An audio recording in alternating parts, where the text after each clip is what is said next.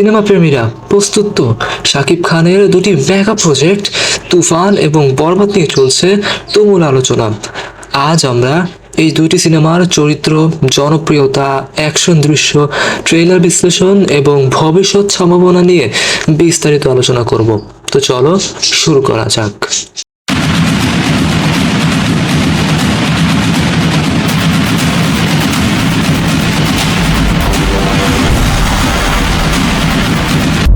এই তুই কি ডারে? প্রথমে আসি তুফান সিনেমায়।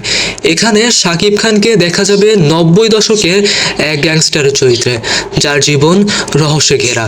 ট্রেইলারে তার ডার্ক লুক, চোখের আগুন এবং হাতে অস্ত্রের দৃশ্য আমাদের সেই সময়ের আন্ডারওয়ার্ল্ডের গল্প মনে করিয়ে দেয়। অপরদিকে বরবাদে শাকিব খান সম্পূর্ণ ভিন্ন রূপে হাজির। এখানে তিনি প্রতিশোধ পরায়ণ এক ব্যক্তির চরিত্রে, যার হৃদয়ে জ্বলছে প্রতিশোধের আগুন। ট্রেইলারে তার রক্তাক্ত মুখ, হাতে বন্দুক এবং আক্রমণাত্মক ভঙ্গি দর্শকদের মনে গভীর ছাপ ফেলেছে। এই দুটি সিনেমার ট্রেইলার মুক্তির পর থেকেই দর্শকদের মধ্যে উত্তেজনা তুঙ্গে।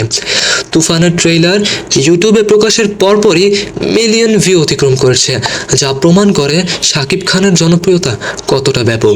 বরবাদের ট্রেইলারও কম যায় না, মাত্র 24 ঘন্টায় এটি ট্রেন্ডিং লিস্টের শীর্ষে উঠে এসেছে, যা সিনেমাটির প্রতি দর্শকদের আগ্রহের প্রতিফলন। তুফানে আমরা দেখতে পাই ডার্ক টোনের অ্যাকশন দৃশ্য, স্লো মোশন ফাইট এবং মেশিন গান ব্যবহার, যা সিনেমাটিকে একটি গ্রিটি লুক প্রদান করেছে।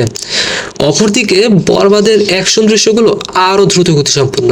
এখানে hand to hand combat, car change এবং বিস্ফোরক দৃশ্য রয়েছে। এটি দর্শকদের অ্যাড্রেনালিন বাড়িয়ে দিবে।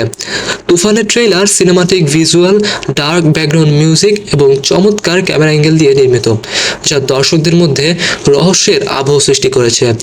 বরবাদের ট্রেলার লাউড, ফ্ল্যাশি এবং ইন্টেন্স। এর ব্যাকগ্রাউন্ড স্কোর এনার্জেটিক। এই দৃশ্যগুলো দ্রুতগতি সম্পন্ন, যা দর্শকদের উত্তেজিত করেছে।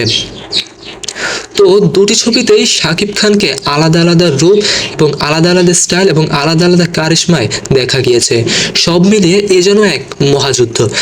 এখন প্রশ্ন একটাই, তুফান না বরবাদ? কে দেবে দেশসেরা ব্লকবাস্টার তাকমা? আপনার মতে কোন সিনেমাটি হবে সবচেয়ে বড় হিট? নিচের কমেন্টে জানাতে ভুলবেন না।